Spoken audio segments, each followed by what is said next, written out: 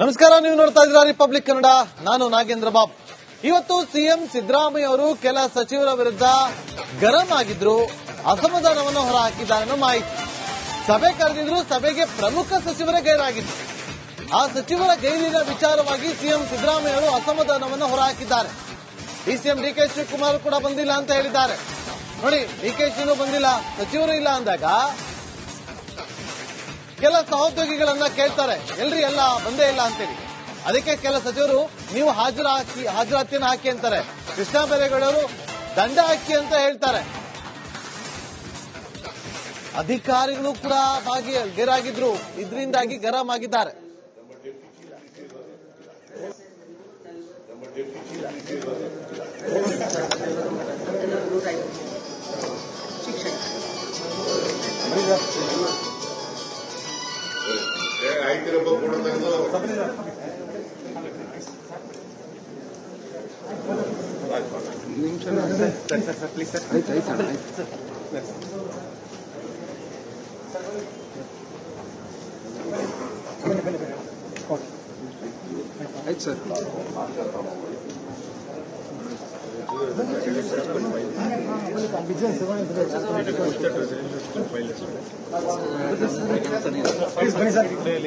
ಸಭೆ ಕರೆದಿದ್ದಾರೆ.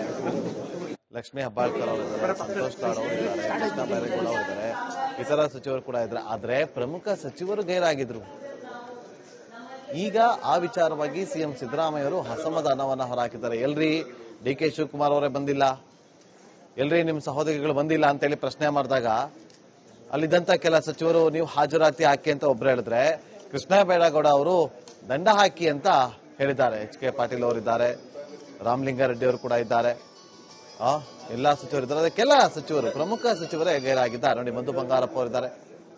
ಮತ್ತಷ್ಟು ಮಾಹಿತಿಯನ್ನು ಕೊಡೋದಕ್ಕೆ ನಮ್ಮ ಪೊಲಿಟಿಕಲ್ ರಿಪೋರ್ಟರ್ ಸುರೇಶ್ ನೇರ ಸಂಪರ್ಕದಲ್ಲಿ ಜಾಯ್ನ್ ಆಗಿದ್ದಾರೆ. ಸುರೇಶ್, ಏನ್ ಕಾರಣ ಕೆಲ ಸಚಿವರು ಗೈರಾಗಿದ್ರು, ಸಿದ್ದರಾಮಯ್ಯ ಅವರು ಗರಂ ಆದ್ರು, ಏನಾಯ್ತು?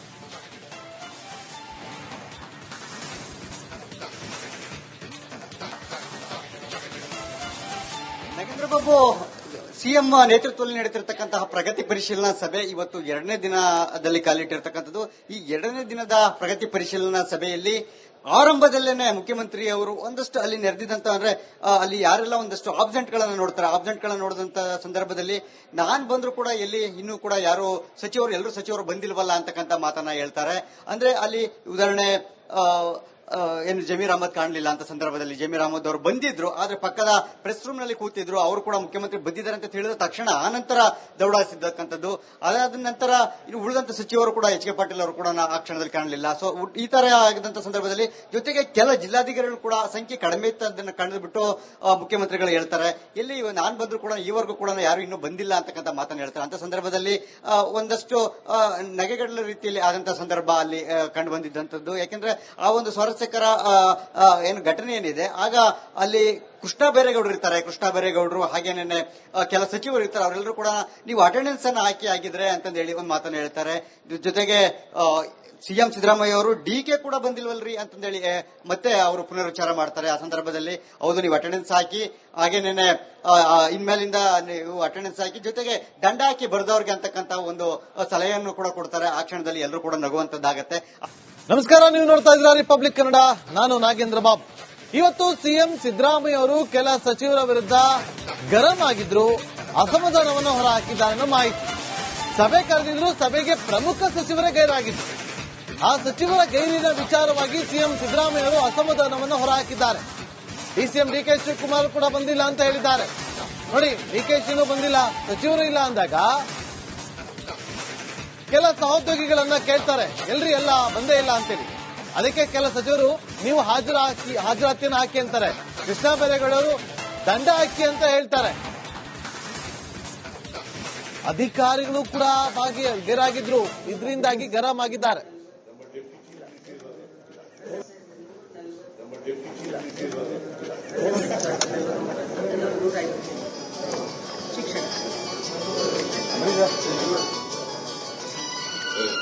ಆಯ್ತಿರಪ್ಪ ಕೂಡ ತೆಗೆದು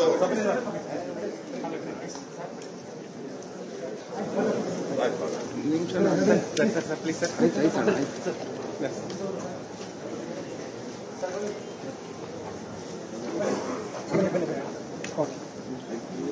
ಆಯ್ತು ಸರ್.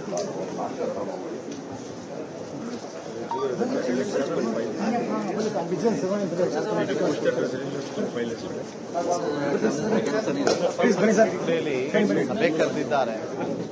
ಲಕ್ಷ್ಮೀ ಹೆಬ್ಬಾಳ್ಕರ್ ಅವರಿದ್ದಾರೆ, ಸಂತೋಷ್ ಲಾಡ್ ಅವರಿದ್ದಾರೆ, ಕೃಷ್ಣ ಬೈರೇಗೌಡ ಅವರಿದ್ದಾರೆ, ಇತರ ಸಚಿವರು ಕೂಡ ಇದ್ದಾರೆ. ಆದ್ರೆ ಪ್ರಮುಖ ಸಚಿವರು ಗೈರಾಗಿದ್ರು. ಈಗ ಆ ವಿಚಾರವಾಗಿ ಸಿಎಂ ಸಿದ್ದರಾಮಯ್ಯವರು ಅಸಮಾಧಾನವನ್ನ ಹೊರಹಾಕಿದ್ದಾರೆ. ಎಲ್ರಿ ಡಿ ಕೆ ಶಿವಕುಮಾರ್ ಅವರೇ ಬಂದಿಲ್ಲ, ಎಲ್ರಿ ನಿಮ್ಮ ಸಹೋದರಿಗಳು ಬಂದಿಲ್ಲ ಅಂತೇಳಿ ಪ್ರಶ್ನೆ ಮಾಡಿದಾಗ ಅಲ್ಲಿದ್ದಂತ ಕೆಲ ಸಚಿವರು ನೀವು ಹಾಜರಾತಿ ಹಾಕಿ ಅಂತ ಒಬ್ರು ಹೇಳಿದ್ರೆ, ಕೃಷ್ಣ ಬೈರೇಗೌಡ ಅವರು ದಂಡ ಹಾಕಿ ಅಂತ ಹೇಳಿದ್ದಾರೆ. ಎಚ್ ಕೆ ಪಾಟೀಲ್ ಅವರಿದ್ದಾರೆ, ರಾಮಲಿಂಗಾರೆಡ್ಡಿ ಅವರು ಕೂಡ ಇದ್ದಾರೆ, ಎಲ್ಲಾ ಸಚಿವರು ಇದ್ದಾರೆ. ಕೆಲ ಸಚಿವರು, ಪ್ರಮುಖ ಸಚಿವರೇ ಗೈರಾಗಿದ್ದಾರೆ. ನೋಡಿ, ಮಧು ಬಂಗಾರಪ್ಪ ಅವರಿದ್ದಾರೆ. ಮತ್ತಷ್ಟು ಮಾಹಿತಿಯನ್ನು ಕೊಡೋದಕ್ಕೆ ನಮ್ಮ ಪೊಲಿಟಿಕಲ್ ರಿಪೋರ್ಟರ್ ಸುರೇಶ್ ನೇರ ಸಂಪರ್ಕದಲ್ಲಿ ಜಾಯ್ನ್ ಆಗಿದ್ದಾರೆ. ಸುರೇಶ್, ಏನ್ ಕಾರಣ ಕೆಲ ಸಚಿವರು ಗೈರಾಗಿದ್ರು, ಸಿದ್ದರಾಮಯ್ಯವರು ಗರಂ ಆದ್ರು, ಏನಾಯ್ತು?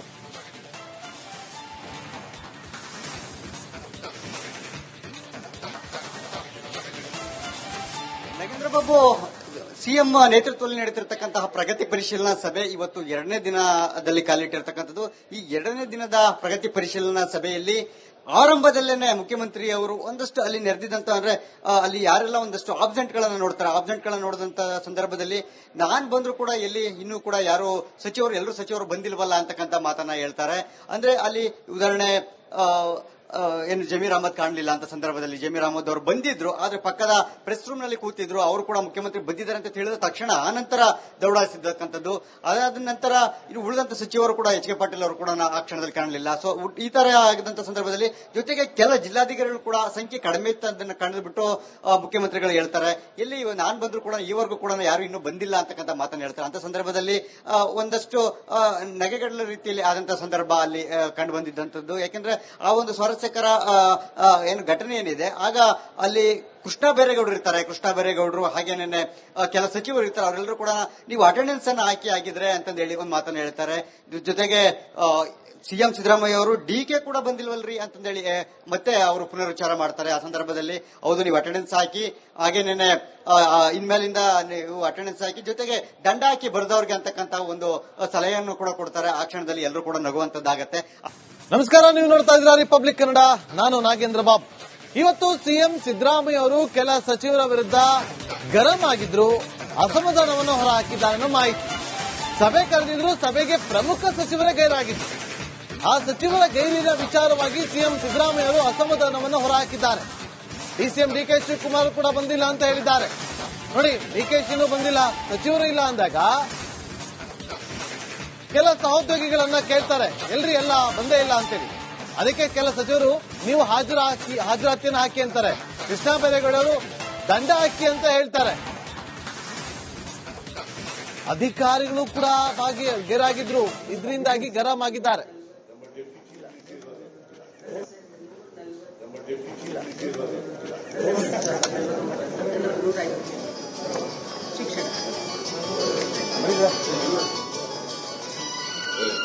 ಆಯ್ತಿರಪ್ಪ ಕೂಡ ತೆಗೆದು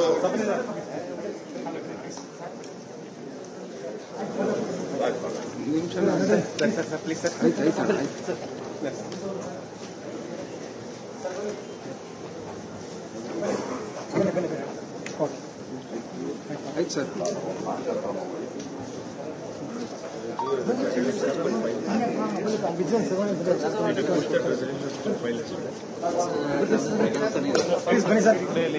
ಸಭೆ ಕರೆದಿದ್ದಾರೆ. ಲಕ್ಷ್ಮೀ ಹೆಬ್ಬಾಳ್ಕರ್ ಅವರಿದ್ದಾರೆ, ಸಂತೋಷ್ ಲಾಡ್ ಅವರಿದ್ದಾರೆ, ಕೃಷ್ಣ ಬೈರೇಗೌಡ ಅವರಿದ್ದಾರೆ, ಇತರ ಸಚಿವರು ಕೂಡ ಇದ್ದಾರೆ. ಆದ್ರೆ ಪ್ರಮುಖ ಸಚಿವರು ಗೈರಾಗಿದ್ರು.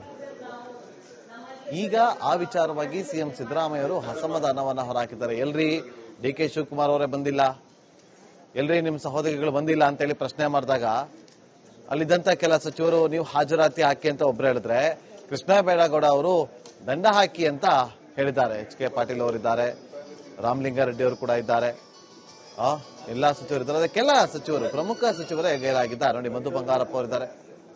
ಮತ್ತಷ್ಟು ಮಾಹಿತಿಯನ್ನು ಕೊಡೋದಕ್ಕೆ ನಮ್ಮ ಪೊಲಿಟಿಕಲ್ ರಿಪೋರ್ಟರ್ ಸುರೇಶ್ ನೇರ ಸಂಪರ್ಕದಲ್ಲಿ ಜಾಯ್ನ್ ಆಗಿದ್ದಾರೆ. ಸುರೇಶ್, ಏನ್ ಕಾರಣ ಕೆಲ ಸಚಿವರು ಗೈರಾಗಿದ್ರು, ಸಿದ್ದರಾಮಯ್ಯವರು ಗರಂ ಆದ್ರು, ಏನಾಯ್ತು?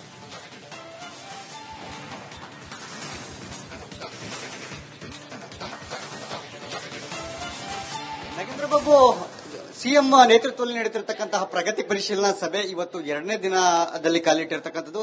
ಈ 2ನೇ ದಿನದ ಪ್ರಗತಿ ಪರಿಶೀಲನಾ ಸಭೆಯಲ್ಲಿ ಆರಂಭದಲ್ಲೇನೆ ಮುಖ್ಯಮಂತ್ರಿ ಅವರು ಒಂದಷ್ಟು ಅಲ್ಲಿ ನೆರೆದಿದ್ದಂತ ಅಂದ್ರೆ ಅಲ್ಲಿ ಯಾರೆಲ್ಲ ಒಂದಷ್ಟು ಆಬ್ಸೆಂಟ್ ಗಳನ್ನ ನೋಡ್ತಾರೆ, ಆಬ್ಸೆಂಟ್ ಗಳನ್ನ ನೋಡಿದಂತ ಸಂದರ್ಭದಲ್ಲಿ ನಾನ್ ಬಂದ್ರು ಕೂಡ ಎಲ್ಲಿ ಇನ್ನೂ ಕೂಡ ಯಾರು ಎಲ್ಲರೂ ಸಚಿವರು ಬಂದಿಲ್ವಲ್ಲ ಅಂತಕ್ಕಂಥ ಮಾತನ್ನ ಹೇಳ್ತಾರೆ. ಅಂದ್ರೆ ಅಲ್ಲಿ ಉದಾಹರಣೆ ಏನು ಜಮೀರ್ ಅಹಮದ್ ಕಾಣಲಿಲ್ಲ ಅಂತ ಸಂದರ್ಭದಲ್ಲಿ ಜಮೀರ್ ಅಹಮದ್ ಅವರು ಬಂದಿದ್ರು, ಆದ್ರೆ ಪಕ್ಕದ ಪ್ರೆಸ್ ರೂಮ್ ನಲ್ಲಿ ಕೂತಿದ್ರು. ಅವರು ಕೂಡ ಮುಖ್ಯಮಂತ್ರಿ ಬಂದಿದ್ದಾರೆ ಅಂತ ತಿಳಿದ ತಕ್ಷಣ ಆನಂತರ ದೌಡಾಯಿಸಿದ್ದಕ್ಕಂಥದ್ದು. ಅದಾದ ನಂತರ ಇನ್ನು ಉಳಿದಂತ ಸಚಿವರು ಕೂಡ ಎಚ್ ಕೆ ಪಾಟೀಲ್ ಅವರು ಕೂಡ ಆ ಕ್ಷಣದಲ್ಲಿ ಕಾಣಲಿಲ್ಲ. ಸೊ ಈ ತರ ಆಗಿದ್ದಂತ ಸಂದರ್ಭದಲ್ಲಿ ಜೊತೆಗೆ ಕೆಲ ಜಿಲ್ಲಾಧಿಕಾರಿಗಳು ಕೂಡ ಸಂಖ್ಯೆ ಕಡಿಮೆ ಇತ್ತು ಅದನ್ನ ಕಂಡು ಬಿಟ್ಟು ಮುಖ್ಯಮಂತ್ರಿಗಳು ಹೇಳ್ತಾರೆ, ಎಲ್ಲಿ ನಾನ್ ಬಂದ್ರು ಕೂಡ ಈವರೆಗೂ ಕೂಡ ಯಾರು ಇನ್ನೂ ಬಂದಿಲ್ಲ ಅಂತಕ್ಕಂಥ ಮಾತನ್ನ ಹೇಳ್ತಾರೆ. ಅಂತ ಸಂದರ್ಭದಲ್ಲಿ ಒಂದಷ್ಟು ನಗೆಗಡಲ ರೀತಿಯಲ್ಲಿ ಆದಂತಹ ಸಂದರ್ಭ ಅಲ್ಲಿ ಕಂಡು ಬಂದಿದ್ದಂಥದ್ದು. ಯಾಕೆಂದ್ರೆ ಆ ಒಂದು ಸ್ವಾರಸ್ಯಕರ ಏನು ಘಟನೆ ಏನಿದೆ, ಆಗ ಅಲ್ಲಿ ಕೃಷ್ಣ ಬೈರೇಗೌಡರು ಇರ್ತಾರೆ. ಕೃಷ್ಣ ಬೈರೇಗೌಡರು ಹಾಗೇನೆ ಕೆಲ ಸಚಿವರು ಇರ್ತಾರೆ. ಅವರೆಲ್ಲರೂ ಕೂಡ ನೀವು ಅಟೆಂಡೆನ್ಸ್ ಅನ್ನ ಹಾಕಿ ಆಗಿದ್ರೆ ಅಂತಂದು ಹೇಳಿ ಒಂದು ಮಾತನ್ನ ಹೇಳ್ತಾರೆ. ಜೊತೆಗೆ ಸಿಎಂ ಸಿದ್ದರಾಮಯ್ಯ ಅವರು ಡಿಕೆ ಕೂಡ ಬಂದಿಲ್ವಲ್ರಿ ಅಂತಂದೇಳಿ ಮತ್ತೆ ಅವರು ಪುನರುಚ್ಚಾರ ಮಾಡ್ತಾರೆ. ಆ ಸಂದರ್ಭದಲ್ಲಿ ಹೌದು, ನೀವು ಅಟೆಂಡೆನ್ಸ್ ಹಾಕಿ, ಹಾಗೇನೇನೆ ಇನ್ಮೇಲಿಂದ ನೀವು ಅಟೆಂಡೆನ್ಸ್ ಹಾಕಿ, ಜೊತೆಗೆ ದಂಡ ಹಾಕಿ ಬರೆದವ್ರಿಗೆ ಅಂತಕ್ಕಂಥ ಒಂದು ಸಲಹೆಯನ್ನು ಕೂಡ ಕೊಡ್ತಾರೆ. ಆ ಕ್ಷಣದಲ್ಲಿ ಎಲ್ಲರೂ ಕೂಡ ನಗುವಂತದ್ದಾಗತ್ತೆ.